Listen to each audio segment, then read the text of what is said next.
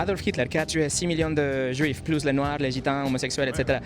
S'il n'y a pas une sorte de justice pour lui après la mort, alors Dieu il n'est pas juste.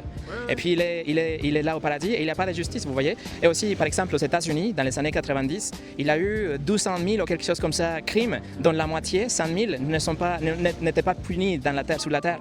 Si ça existe le paradis et l'enfer, ok? Vous irez où? Qu'est-ce que vous pensez? Vous êtes une bonne personne pour aller au paradis?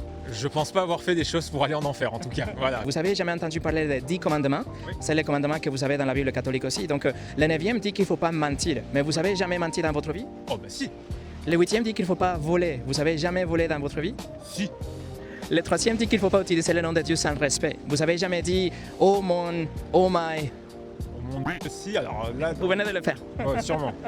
Oui, donc même si c'est quelque chose de culturel, où on fait juste parce que ça fait partie de notre nature, ça s'appelle le blasphème, c'est quelque chose de grave, c'est le 3e commandement que Dieu a dit qu'il ne faut pas le faire.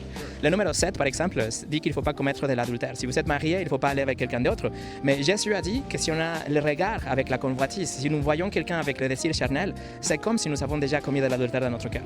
Donc si nous l'avons déjà fait, nous sommes aussi coupables d'avoir transgressé le 7e. Et le 6e dit la même chose, il dit qu'il ne faut pas tuer. Mais la Bible dit que si on a la haine vers quelqu'un, c'est comme si on a déjà tué la personne dans notre cœur. Oui. Donc la haine vers un politicien, une copine, je ne sais pas, c'est le meurtre. Donc le standard de Dieu est tellement élevé, tellement haut, qu'on ne doit pas être de Hitler pour aller en enfer.